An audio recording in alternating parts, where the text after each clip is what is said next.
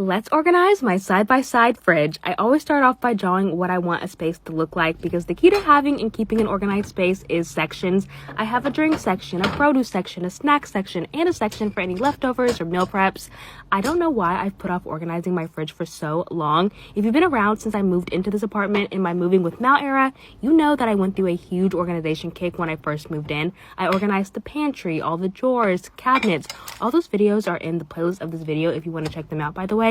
But for some reason, the fridge just went entirely on the back burner and I never did it. But here we are, and look how amazing it turned out. I'm obsessed.